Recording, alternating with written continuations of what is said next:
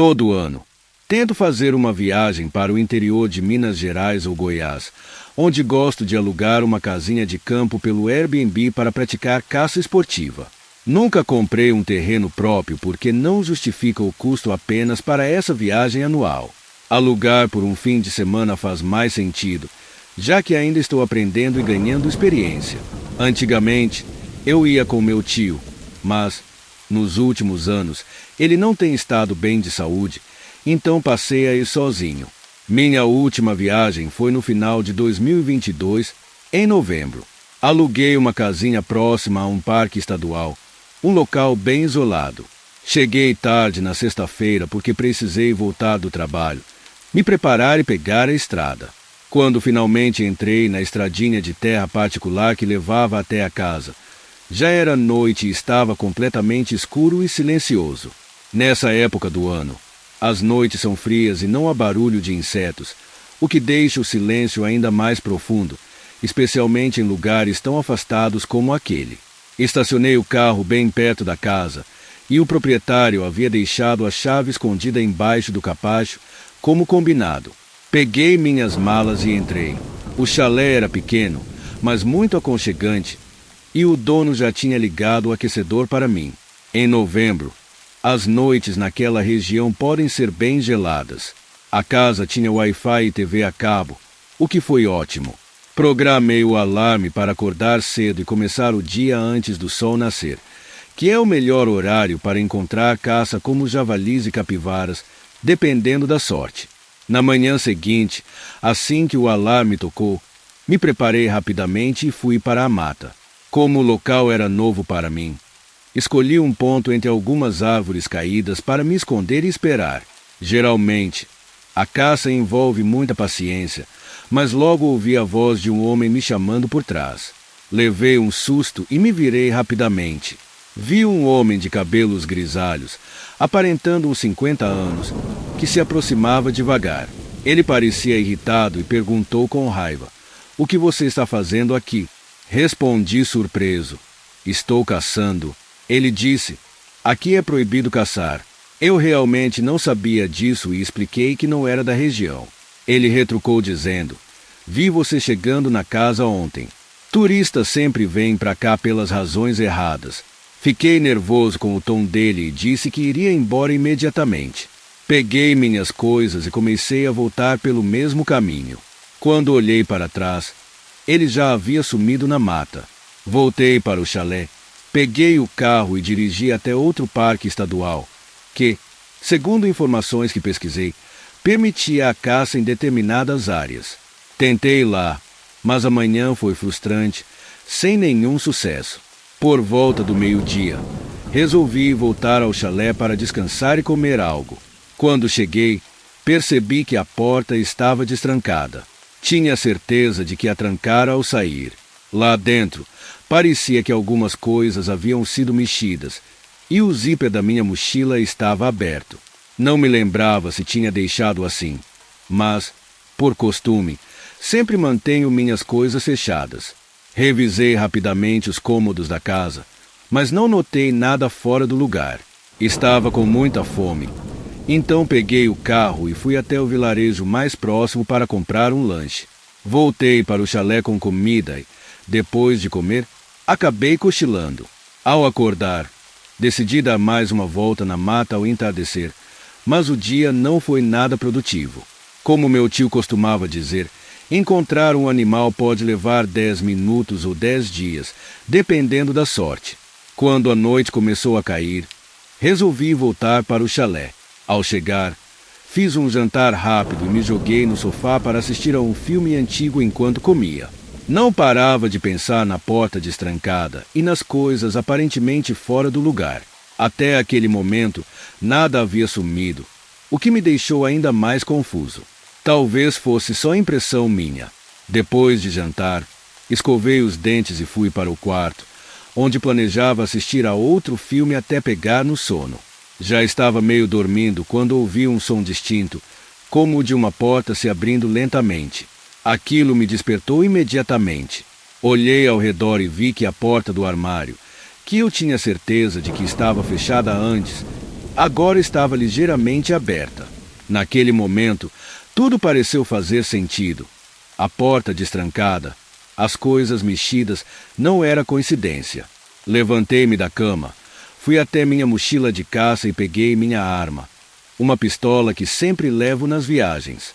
Com a arma em punho, acendi a luz do quarto e apontei para o armário, gritando: "Sai agora ou eu atiro." Ainda não acreditava totalmente que poderia haver alguém lá dentro. Mas, para minha surpresa, a porta se abriu lentamente e o homem mais velho, que havia me abordado na floresta, saiu de dentro do armário. Ele estava com um sorriso estranho no rosto, faltando um dente da frente, e disse: "Você me pegou." Mandei ele não se mexer enquanto pegava meu celular para ligar para a polícia. Felizmente, o sinal de celular funcionava naquela área e a polícia estava a caminho. Os minutos até a chegada dos policiais pareceram uma eternidade. Durante esse tempo, o homem ficou falando coisas desconexas sobre como estava cansado de pessoas de fora desrespeitarem as regras da região. Eu não entendia o que ele queria dizer e não tinha paciência para ouvir. Continuei mandando ele ficar calado. Quando os policiais chegaram, ele foi preso imediatamente por invasão e tentativa de roubo, embora nada tivesse sido levado.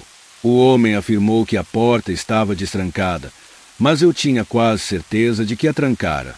O dono do Airbnb, no entanto, parecia mais preocupado em saber se algo dele tinha sido roubado do que em se desculpar pelo ocorrido. Até hoje, acredito que tranquei a porta, mas agradeço por estar em uma viagem de caça e ter minha arma comigo para lidar com a situação. Isso aconteceu em 2004, no interior de Minas Gerais. Eu tinha 16 anos na época e estava participando de uma caçada com meu pai e um amigo dele, o Zé. Lembro desse dia como se fosse ontem. O diálogo não é exatamente o mesmo, mas a essência é totalmente fiel ao que aconteceu. Como um detalhe importante, era um dia após a tragédia onde 8 pessoas foram baleadas em uma cidade a cerca de 2 horas de distância. Meu pai e eu tínhamos alguns pontos de caça espalhados por uma área de aproximadamente 3/4 de 1 quilômetro quadrado. Ele já caçava nessa região há pelo menos 10 anos, e eu acompanhava desde os meus 5 anos. Eu não tinha idade para poder caçar legalmente com um rifle, então eu só ficava observando. Naquela manhã em particular, caminhamos até o meu ponto primeiro. Eram cerca de 5 horas da manhã, então ainda estava escuro. Eu me ajeitei no local e meu pai e o Zé seguiram para nossos outros pontos, do outro lado de uma serra, talvez uns 500 ou 600 metros de distância. Ficar ali no escuro, no meio da mata, sempre dava um frio na barriga. Não demorou muito após meu pai e o Zé partirem e eu avistei uma lanterna vindo da direção para onde eles tinham ido, talvez a uns 200 metros, se aproximando. Imaginei que eles tinham esquecido algo no carro ou algo assim. Então chamei no rádio para saber o que estava acontecendo. "Estamos aqui no meu ponto. O Zé está indo para o outro", disse meu pai.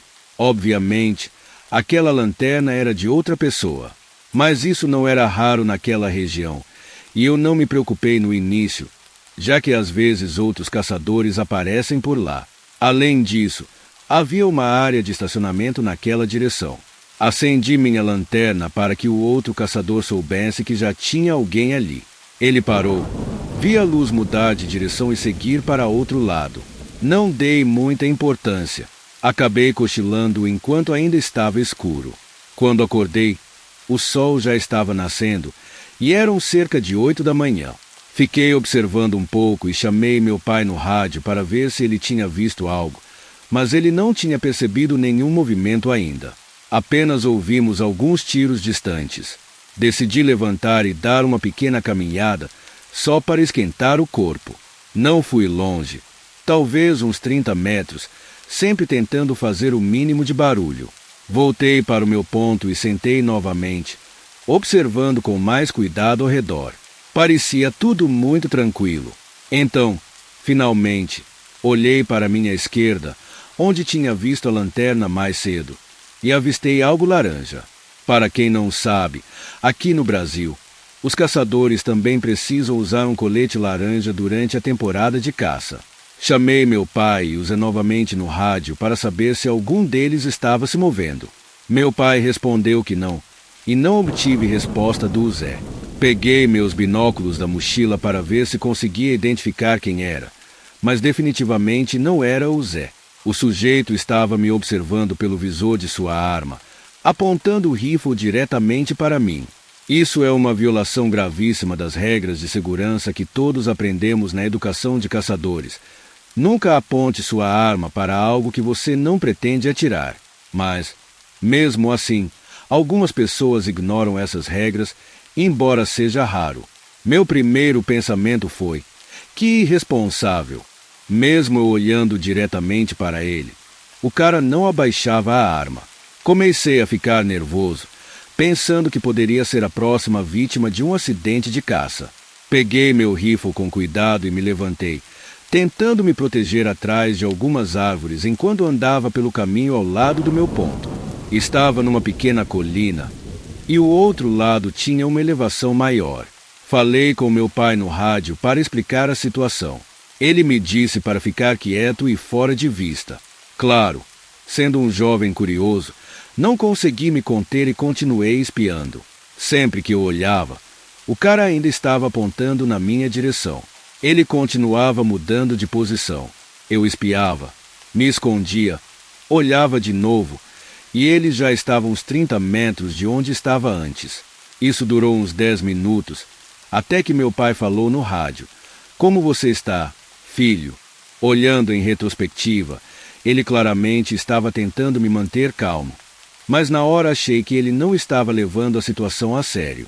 Respondi: "Ele ainda está aqui, mas continua se movendo. Não sei o que ele quer." Meu pai disse para eu continuar escondido, que ele resolveria a situação e estaria chegando perto de mim em 1 ou 2 minutos. Foi nesse momento que ouvi um tiro. Fiquei em choque, tentando chamar meu pai no rádio. Será que ele tinha sido baleado? Onde ele estava? Ele teve que atirar no cara. O que estava acontecendo? Fiquei ali parado por alguns minutos, tentando entender o que tinha acabado de acontecer. Foi quando ouvi meu pai: "Tudo certo, pode sair e vir para o meu ponto." Levantei-me devagar, espiando por cima da vala em que estava, e vi meu pai acenando de onde o outro caçador estava antes. Caminhei até ele, tentando entender o que havia acontecido. Acontece que o Zé estava se sentindo inquieto e decidiu dar uma volta. Ele acabou no outro lado da mesma colina onde o estranho estava, sem ter noção de nada.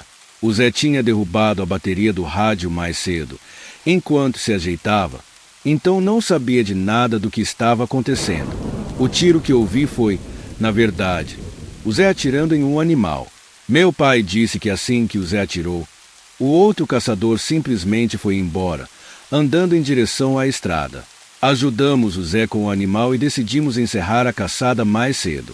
Apesar de todo o nervosismo, o resto da semana transcorreu sem mais incidentes. Eu tinha 14 anos quando essa história aconteceu. Era minha primeira vez caçando com minha família, no caso, meu pai e meu primo. A caça era de javalis no interior de São Paulo. Para contextualizar, meu ponto de observação ficava a uns 3 quilômetros ao sul do local onde meu pai estava, e uns 12 quilômetros da nossa base no acampamento. Fomos de moto até uns 80 metros do ponto dele, mas eu ainda precisava andar bastante até chegar ao meu próprio ponto. Era uma tarde de inverno, e aqui no Brasil, nessa época do ano, escurece rápido. Eram quase 17 horas quando o frio começou a apertar e decidi que já era hora de encerrar o dia. Eu estava com uma espingarda calibre .12, com uma capa verde-oliva e uma alça que me permitia carregá-la nas costas. Fechei minha barraca, guardei todo o lixo num saco de nylon e preparei minha mochila para voltar. Enquanto fazia isso, ouvi o som de folhas se mexendo e, claro, achei que pudesse ser um javali ou algum animal de porte maior. Levantei a cabeça rapidamente, mas depois de alguns segundos percebi que não era nada demais, talvez um tatu ou uma capivara passando. Já frustrado, Comecei a caminhada de volta em direção ao ponto onde meu pai estava. Logo nos primeiros passos, percebi um rastro recente no chão, abrindo caminho por entre as folhas caídas. Era um rastro grande demais para ser de um animal pequeno. Na hora, pensei que poderia ser uma onça, então acelerei o passo, já sentindo o pânico aumentar à medida que escurecia ainda mais rápido. Com a escuridão tomando conta da mata, eu ainda estava a quase 1 quilômetro do meu pai. Comecei a andar mais rápido, e foi aí que ouvi o som mais assustador da minha vida. Um grito que parecia misturar o rugido de um animal com o grito de um homem. A princípio, achei que era uma onça atacando alguma presa, mas o som estava muito perto, talvez a uns 100 metros atrás de mim. Sem hesitar, comecei a correr. As botas pesadas e o equipamento de caça dificultavam, mas o medo me empurrava para frente. Uns 30 segundos depois, ouvi o som novamente, desta vez mais alto e claramente mais próximo. O frio na barriga aumentou, e agora eu só corria, guiado apenas pela luz fraca da lua. Virei a cabeça rapidamente para trás, usando minha lanterna de cabeça, e vi algo que me congelou por dentro. A uns 40 metros de distância, vi uma figura escura e alta, claramente iluminada pela luz da lua. Devia ter uns 3 metros de altura, magra e de braços longos. Sem pensar, continuei correndo, tentando tirar minha espingarda das costas, mas a adrenalina me impedia de coordenar os movimentos direito. Corri sem rumo até encontrar uma estrada de terra que ligava o nosso acampamento à área de caça. Corri pela estrada de terra até avistar as luzes do acampamento. Quando cheguei na porta da cabana, virei para trás mais uma vez e vi aquela mesma figura no horizonte, mas um pouco mais longe desta vez. Ainda estava lá, em pé, com os braços longos e corpo magro, observando. Subi correndo os degraus da cabana e, assim que entrei, vomitei de puro cansaço e medo. Logo depois, desmaiei. Acordei ao som do carro do meu pai chegando na cabana. Corri até ele, chorando, e o abracei. Expliquei o que tinha acontecido, como havia corrido sem parar e o que eu tinha visto. No começo, ele achou que era exagero, mas à medida que via meu desespero, começou a levar mais a sério. Não consegui dormir aquela noite e passei semanas sem pregar os olhos direito. Algumas pessoas tentaram me convencer de que era uma onça ou que eu estava imaginando coisas, mas eu sei o que vi. Hoje, mais velho, só vou caçar acompanhado e sempre com uma arma maior, o que me dá um pouco mais de segurança. Mesmo assim, escrever sobre esse episódio ainda me deixa arrepiado. Foi, sem dúvida, a experiência mais assustadora da minha vida. Vou te contar uma história que pode até soar como um roteiro de filme barato de suspense, mas aconteceu de verdade. Pouca gente acredita em mim até eu confirmar com as outras pessoas que estavam lá. Mas se prepare, a história é longa. Era outono de 2019, aqui no Brasil, no interior do Paraná. Eu sou de São Paulo, mas estava passando um tempo no Sul como parte de um intercâmbio de faculdade. Tinha 22 anos na época, e os outros envolvidos eram mais ou menos da mesma idade. Eu e outro estudante de fora fizemos amizade com um cara local, que nos apresentou a região, e nos tornamos muito próximos. Um dia, ele nos convidou para passar uns dias no sítio da família dele, uma área bem isolada no meio de uma mata fechada. Esse amigo nos ensinou como lidar com armas, e a gente até chegou a atirar algumas vezes.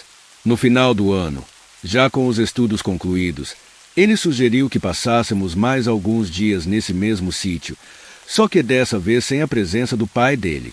Aceitamos na hora, porque, além de ser longe de tudo e de todos, a gente podia levar cerveja, cachaça e até um baseado para aproveitar a liberdade do lugar. 3 amigos isolados na mata, jogando videogame, curtindo, parecia perfeito. Nos 3 primeiros dias, tudo correu tranquilamente. Na primeira noite, confesso que mal dormi, porque sou um cara naturalmente paranoico e fiquei em alerta total. A área era extremamente silenciosa, e esse tipo de quietude mexe com a gente. principalmente quando estamos longe da civilização. Mas, depois de uns dias, comecei a relaxar. Estávamos armados e aproveitando. Então a paranoia foi diminuindo. A tensão começou mesmo no quarto dia, quando decidimos caçar. Só que, como não tínhamos muita experiência, acabamos mais bebendo do que caçando. No fim da tarde, começou a chover forte, com raios à distância. A gente sabia que a tempestade estava se aproximando, então resolvemos voltar para o sítio. A volta foi longa e complicada por causa da escuridão e do chão escorregadio. Quando finalmente chegamos, já estava um caos do lado de fora. Trocamos de roupa, mas mantivemos as armas por perto, porque, mesmo com o álcool e maconha envolvidos, sabíamos que era importante nos mantermos preparados. Nos ajeitamos na sala, colocamos um vídeo no YouTube e começamos a jogar cartas, ignorando as janelas abertas para curtir o espetáculo da tempestade. A noite estava escura e só tínhamos algumas lâmpadas antigas que mal iluminavam o ambiente. Estávamos ali, jogando, até que um amigo, o estudante estrangeiro, parou de repente com um gole de cerveja pela metade, cuspiu no chão e levantou de um salto. Sem dizer uma palavra, apontou para fora e gritou: "Tem alguém lá fora?" O choque foi instantâneo. Ele começou a descrever que, no momento em que um raio iluminou a área, ele viu uma pessoa parada, um pouco afastada da casa, olhando diretamente para nós. A adrenalina começou a tomar conta. Peguei minha arma, enquanto nosso amigo brasileiro correu para pegar a dele. No desespero, percebi que não tínhamos trancado a porta. Quem pensaria nisso, estando no meio do nada? Certo, corri para trancá-la. E logo nosso amigo voltou com a arma na mão, dessa vez equipada com uma lanterna. Ele se aproximou da janela com cuidado, abriu-a de repente e apontou a luz para o lado de fora. O que vimos foi a visão mais aterradora da minha vida. Um homem, alto e magro, com uma capa de chuva preta, abaixado e nos encarando com um sorriso sinistro no rosto. O raio iluminou sua figura por completo, e ficamos paralisados por alguns segundos. O momento de paralisia foi quebrado quando nosso amigo, ainda apontando a arma, gritou: "Vai embora, ou a gente vai atirar." O homem, que até então mantinha o sorriso no rosto, percebeu que não era só uma lanterna na nossa direção, mas sim uma arma. Ele levantou rapidamente e saiu correndo na direção da mata. A escuridão e a chuva dificultaram nossa visão, e logo ele desapareceu entre as árvores. Ficamos ali, atonitos. Ninguém conseguia acreditar no que tinha acabado de acontecer. Ainda demos alguns tiros para fora, mais como um aviso do que por necessidade real. Depois, ligamos para a polícia. Eles pediram para descrever tudo e disseram que, por causa da chuva e da distância, levaria algumas horas para alguém chegar, e que o melhor seria virem no dia seguinte. Decidimos passar a noite de vigília, revezando entre quem dormia e quem ficava de guarda. Quando foi a minha vez, a chuva tinha diminuído, e o silêncio da noite era perturbador. Passei horas ali, ouvindo cada pequeno som da floresta, esperando que ele pudesse voltar. No dia seguinte, 2 policiais apareceram. Explicamos tudo o que aconteceu. Mostramos a direção que o homem correu, mas eles disseram que seria muito difícil encontrar alguém em uma área tão isolada. Depois disso, voltamos para a cidade e ficamos alguns dias na casa do pai do nosso amigo até nos sentirmos seguros de novo. Até hoje, aquela imagem do homem agachado e sorrindo no meio da chuva nunca saiu da minha cabeça.